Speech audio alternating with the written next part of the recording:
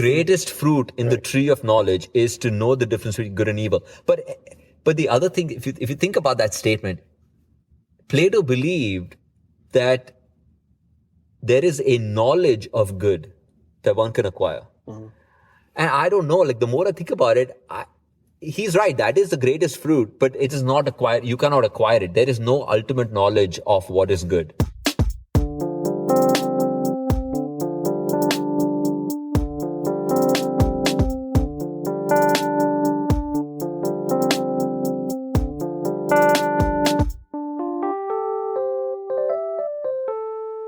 Hey guys, welcome to Resiliency Rounds, and today we're going to be talking about good and evil. This is a big one, Eddie. Yeah, it is. Good and evil. It doesn't get more profound than that. Or maybe there are some topics that do probably get as profound, but this is a big cheeseburger we're about to bite into. So why don't you kick it off for us? Oh boy. Okay. So I guess I'm going to start with telling you what we are not going to be talking about. And that is good and evil from a theological sense. Because there is this argument about how can evil exist if there is a benevolent God? And that is not a concept that we want to delve into right now. So then, if you're not going to be talking about the theological sense of good and evil, I guess we could start about what is perceived by everyone in common parlance as a good. So what is good? And so then that is mostly in the human sense, not a metaphysical sense, not a theological sense, but a very human sense of figuring out what is good for you and what is bad for you, or good for one and bad for one. And so that would be fulfillment of desires is one thing that everybody would say would be a good. Something good happened to me because I wanted to buy a house, and a house came about, and I bought the house. So that's a good thing that happened to me. Something good happened to someone I loved. He wanted, we wanted to get married, and we found each other and we got married. So that's good. So it's all, these are goods. These are fulfillment of desire is considered to be a form of good. But as we start kind of unpacking this, you'll realize that it's not so simple. Good is not just the fulfillment of desire, and there are many different interpretations of what is considered to be good, and similarly what is considered to be evil. Is that a good start? Yeah, I think that's a good start. I mean, I think the idea of good is elusive, to say the least, because there are dimensions, there's contexts that all count. It's hard to account for all of them in one sort of unifying idea of what is good. And yet, we, despite the mystery of the intricacies of good, can, in talking to other people, agree upon a general direction, is the word that I would use. So I think any discussion of good that starts off by setting the boundaries, as you did, within the context of the personal and practical aspects of good, not the metaphysical aspects of good, is going to really help focus the exploration and the discussion of what we mean by good. So in starting out, there are three things that come together and have been considered in the same realm as good. So there is intellectual good, which is the truth, the pursuit of truth. There is good, as in the pursuit of desire and achieving desire, and then there is beauty, and that's beauty in forms, the beauty of a rose, the aesthetics. Of the three, the truth can be very empirically judged, determined. So you can define truth. and you can seek it, you can find it, and you can easily find conformity amongst lots of different people as to what is the truth. It turns out that that Within might the always happen, right but within the context of objective empirical that's correct. findings. Yes. And the same is true for beauty. Yes, there's some subjectivity to beauty, but for the most part, people will come together and will agree to something that is beautiful or aesthetically appeasing to human eye, as opposed to what is not. And yes, there can be some subjectivity there too. But when it comes to good, as opposed to truth and beauty, there are two schools of thought. One school of thought is that it is all just opinion. There is nothing like true good. It is just our judgment or opinion of it. And then there's another school of thought that says, no, there are in fact true or goods, things that are considered to be good, no matter what your opinion. There can be no opinion about it. There's a good. And yes, there are also other goods which could have some opinion in there or some subjectivity in there, but there are in fact some good by necessity, good by nature, good just based on the fact that someone has a rational thought process, can come to a good that is universal. Yeah, I think that's and it's among the many questions when you explore the concept of good, this is the one that is the most interesting to unpack. Whether good is something subjective or objective. Or to put it another way in the form of a question is, are we pleased by things because they are good? Or are things good because they please us?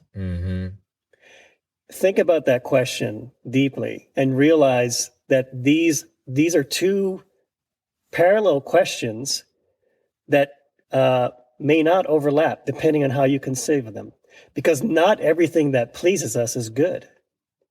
However, there are good things that do not please us.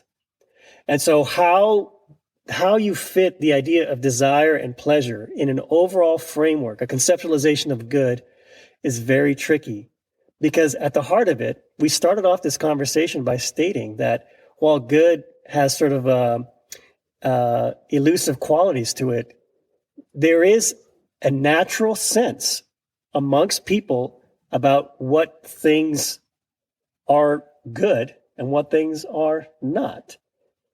And this is something that many philosophers have struggled with from the beginning. And we're not going to figure it out right now, but we're going to explore these interesting aspects, because again, one thing you could ask is it good to talk about good? What is the point of talking about good? It's very much like understanding what your life aims are. Or it's very much like understanding, if you're going to build a house, what does the blueprint tell you? What does the blueprint look like? It's good to have a conceptualization of what the ideal is. What is your aim? Anytime you're going to aim for, strive for something.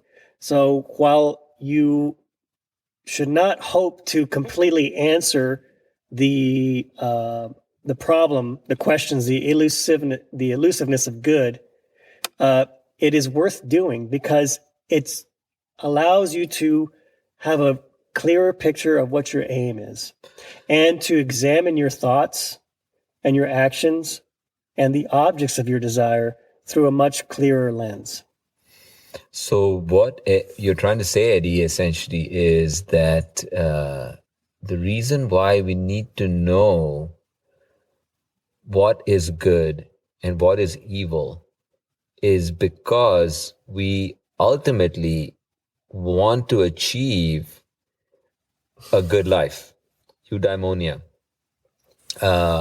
That is a good life, happiness throughout the entire life, macro happiness. And happiness is the accumulation of good things, good experiences, good decisions, good judgments, So in order to be worthy of a good life or to have a chance at a good life, one needs to know what their aims are going to be so that they can align their aims to good and then have a shot at a good life. So I think that was a great point that you made. And that's the reason why it's important to kind of delve into these topics. So then let's talk about those two camps, right? So there's a camp that believes that there are universal good. Categorical good. Things that are just categorically good. Just good. And that humans have an ability to know what is in fact good. And then there's another camp, like we said, that who doesn't believe that there is a universal or categorical good, and in fact, everything is opinion. So that first camp, what are your thoughts on that first camp?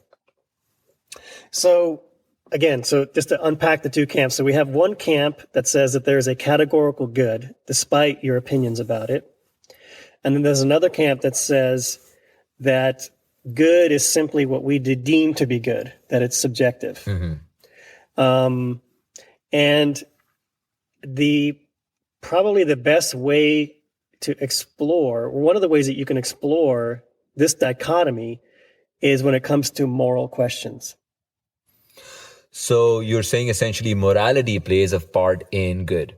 Right, because one of the aspects of good is doing the right thing. What is the good thing to do? What is the thing that leads toward good? What is the thing that is good to do?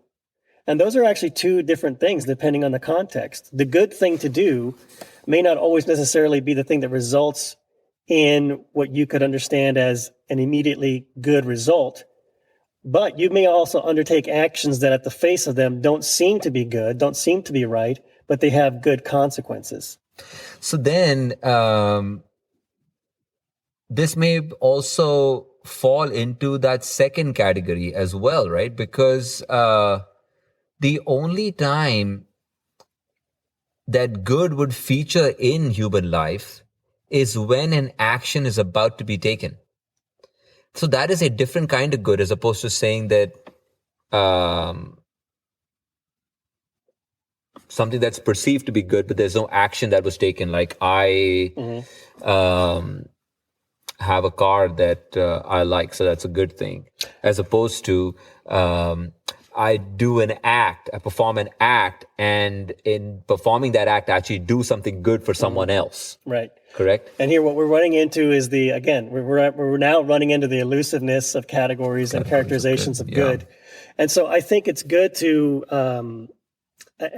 sort of decide, well, where is it most, I guess, useful to talk about what is good? Where it's more practical to talk about Where it's right? most practical. And especially from the standpoint of eudaimonia. So that first aspect of I have a good car really doesn't feature into eudaimonia as much as the moral aspect of good, where I'm actually doing something good for someone. Precisely. Right, perfect. Got it. Right. And so because there are, again, going back to the three domains that you talked about, there's the appreciation of truth, which basically benefits the intellect. There's the goodness of beauty, which essentially fulfills our aesthetic senses, our senses of appreciation of art, of things that are just, from an artistic or pleasing, that are pleasing in that regard. And then there's what is good in terms of thought and action. And the most prescient, the most critical inflection point in that question between the two camps are when it comes to moral questions. So then what you're trying to say is that the good, that is the universal good, then is what is morally considered to be good. Correct? Right. So that's what you're trying to get at, I get it. Yeah. And it's a good way to explore the two camps, because there are certain situations where, there's actually many situations in practical life where you are faced with a choice, a dilemma.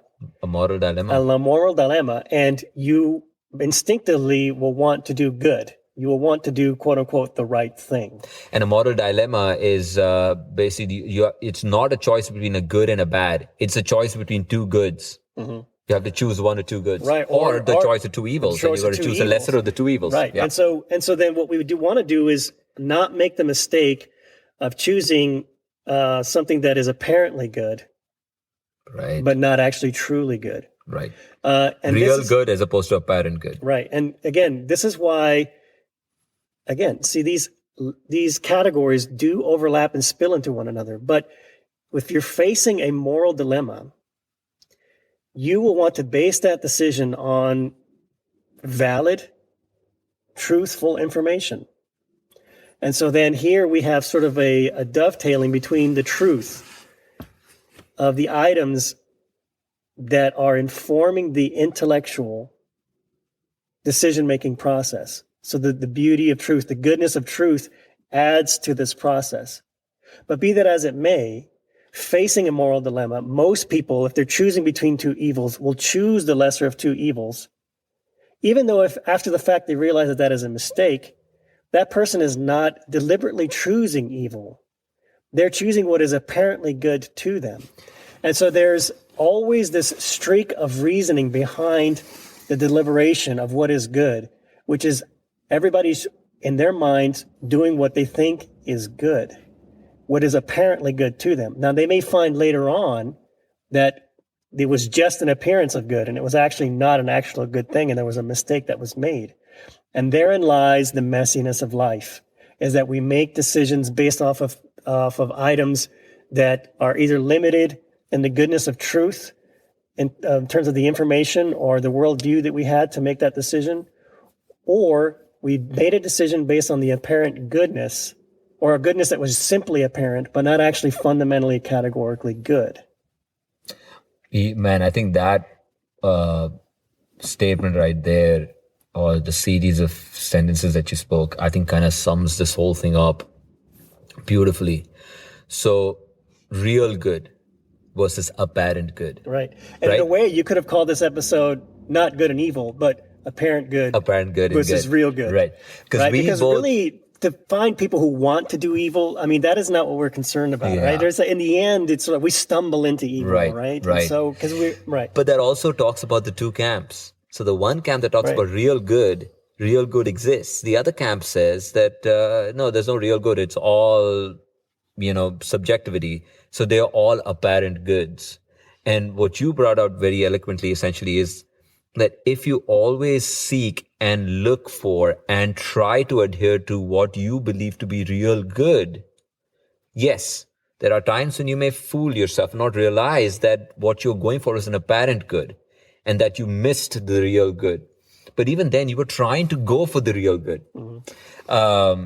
And therein lies the struggle to know what is real good, what is the apparent good. In every choice that you have to make, therein lies the human condition. Because, like you said, you would not know. One does not have knowledge, true knowledge. This goes back to the example we gave where it came to wisdom, right? One can be wise without having the knowledge, because knowledge is impossible. True, just knowledge, knowing everything there is to know about a particular event or occurrence is impossible for humans. Mm-hmm. It was the example that we gave about the day and night, about gravitation. Mm-hmm. Same thing can be said about every moral dilemma that one is going to encounter. One does not know how it's going to play out from now on till forever. Mm-hmm. One doesn't know that. So how does one act? One acts using experiential wisdom, using prudence to choose between two apparent goods. One of them is real, one is apparent. Or one is a better apparent good than the other apparent good, which would be the thing that you spoke about, the lesser of the two evils, right? Right. But so if someone were to ask us, that's all great. How does one choose then? How does one know what is real good? And you and me are firmly in the camp of real good is what is universal good. The good for the most number of people. As a matter of fact, universal good means for every human on the planet. What is good for them is real good. And that makes it so difficult to kind of use in our day to day, because not every decision that we make, as a matter of fact, very few decisions that we make, or maybe no decision that we make, is going to impact universal good. But that's a good way to look at a decision that you make. You can make a decision that might be apparently good for yourself, but that might not be a real good. Like, I would just say, for most humans, I don't know if most people are on the climate side of this equation, but burning fossil fuels. Someone would say that brought about industrial revolution and brought a lot of humans out of a way of life into industrial age, Out of poverty and into the industrial age. Now that would be a real good, but now look what we've done to the planet, right?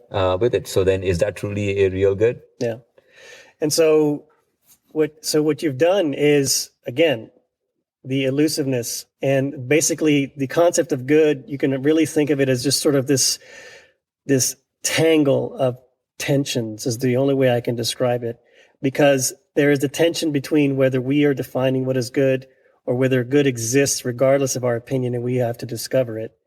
But then when you talk about the second aspect of good, which is the other tension, which is what is good for me and what is good for the group. Basically the tension between what is good for the individual and what is the common good. And that is another point of tension, because that is not always apparent. Mm-hmm. And the calculus may actually change from circumstance to circumstance. But somebody who believes in optimizing what is, or acting with the aim of maximizing what's good for the greatest number of folks. Basically, that is the iteration of the utilitarian concept. The people who believe in a categorical sense of good. There's that one camp. But then you have another camp that says that the goal really isn't necessarily maximizing what's good for the greatest number, because there's so much complexity in trying to figure out what that is, that most of the energy should be focused on perfecting your knowledge about what is good and what is not good. And so in that sense, in that camp, yes, you are defining what is good, but you are committed to edifying yourself, to really arming yourself with the best knowledge possible so that you can identify what is good for that individual situation or for that particular individual. So there you have the two camps.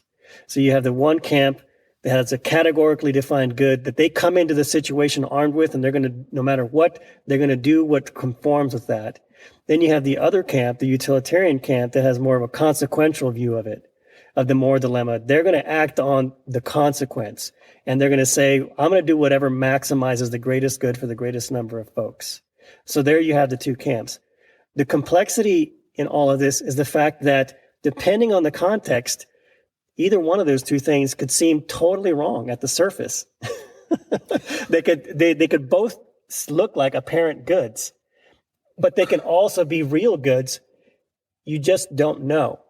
And so you have to take the particulars of the situation, and you have to, in a way, carry your own philosophical understanding of what is good and use that. All that being said, you never get away from the idea of you have to have some degree of wisdom that you're bringing to the situation, because what we've said is that you can, like you said very astutely, you can never know all the conditions in the particular bits of knowledge in order for you to make a perfect choice. And so then you have to use your wisdom, your prudence in that situation to navigate it. Yeah. But I guess this framework has to be there of what is then a better choice of the two. And that I personally I believe that if given a choice, choosing the most good for most number of people is a better choice to make out of the two choices. Because that really takes care of all this issue that you could have, the moral, the social, the justice aspect of the decision that you're going to make. It does help take away some of that miasmatic a feel that every decision could have. Simple choices. If you were to look at a choice in a career, um, a career as an investment banker as opposed to a career as a firefighter, there's a difference there. One pays a lot more than the other one does. As a matter of fact, the other one is probably a volunteer position, but the moral impact of those two jobs are very different. And so one could choose a real good as opposed to an apparent good, based on that aspect itself, just on the social, the justice, the moral aspects of that. And that makes it very practical, makes these decisions very practical. Not all decisions are going to be like that. Yeah, no, I that point is well taken. Yeah. But even within the two camps where I agree with you, I tend to be more on the utilitarian side of things.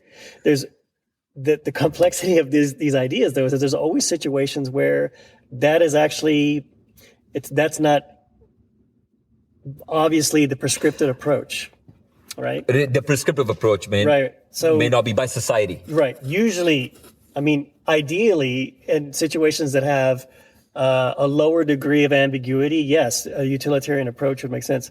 But there may be situations where that's not quite apparently the best answer.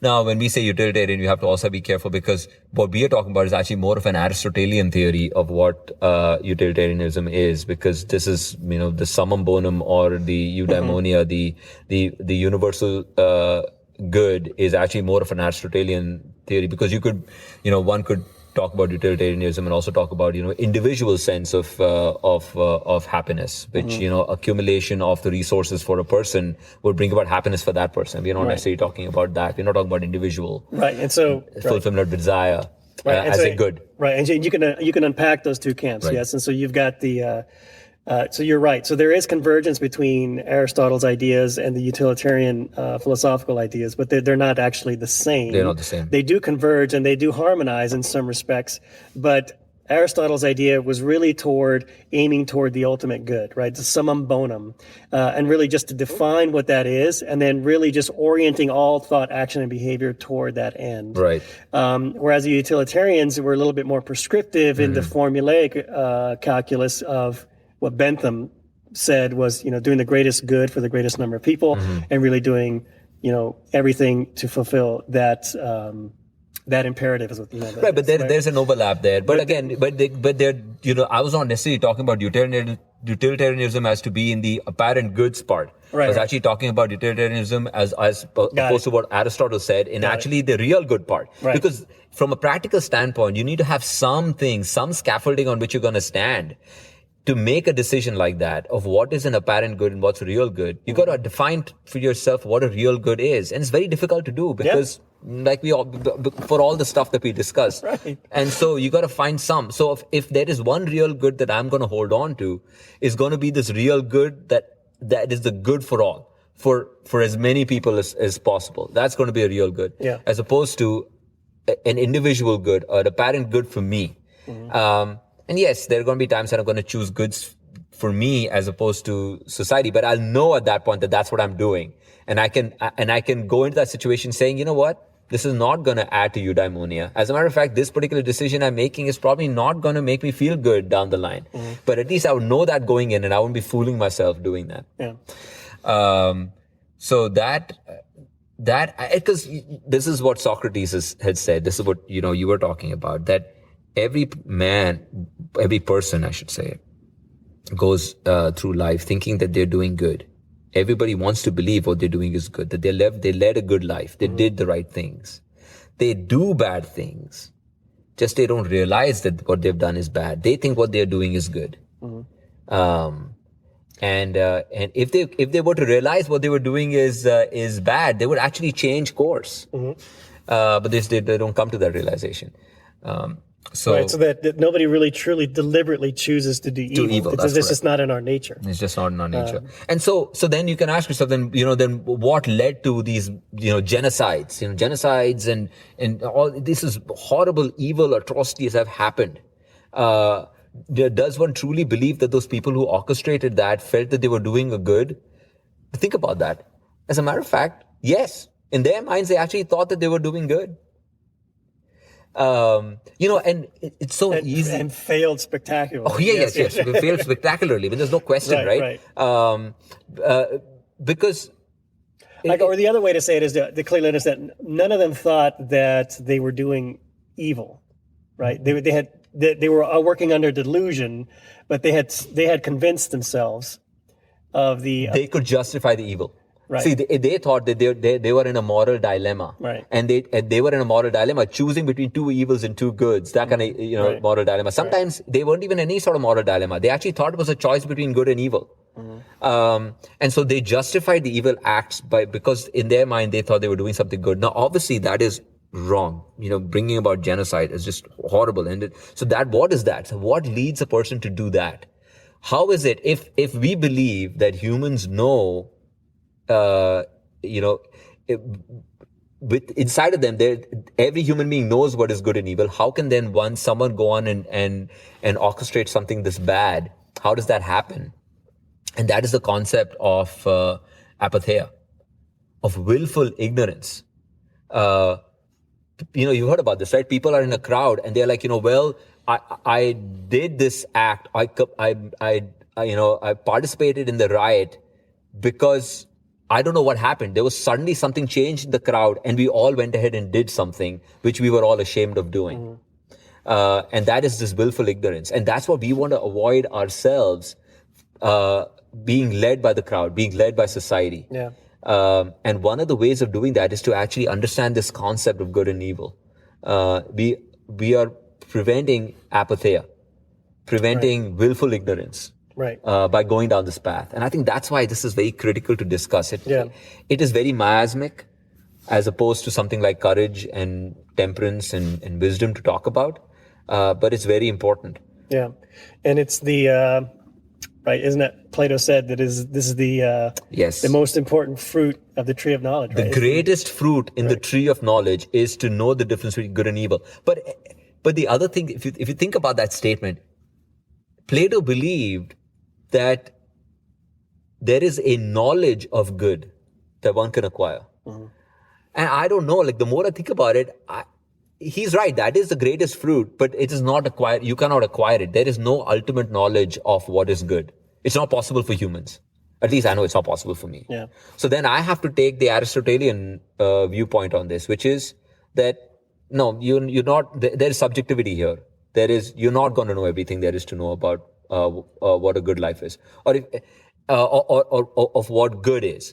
And I would also like to take the Kant's variation of this as well, which I like that even better, because Kant talks about this. There is no choice here. There's no choice of what is good and evil. There's a categorical good. It's there's just a matter categorical imperative. Yeah. You know this is the right thing to do. Yeah. You choose not to do it. As a matter of fact, the choice is not whether you should do it or not. That is not a choice. Yeah. Right. You have to do the good every time. You just choose not to. And the reason to do good every time is not because you're doing it because it's going to make you happy. You don't even have a say in that matter. Right. Aristotle believes that you have a choice and you choose to do good because you know it's going to make you happy. Kant says, no, there is no choice to be made here. That is what you're supposed to. It's your duty to do the right thing.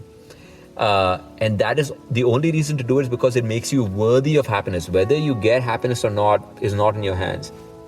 But you are worthy of happiness. Right. And I like that standpoint. I like that viewpoint. And I think that is where is the human existence is in that, the fulfillment of that duty to be worthy of happiness. Using your prudence to know what a real good and what an apparent good is, and trying your best to walk that line where you're trying to do as much real good as possible is what we should all be aiming at.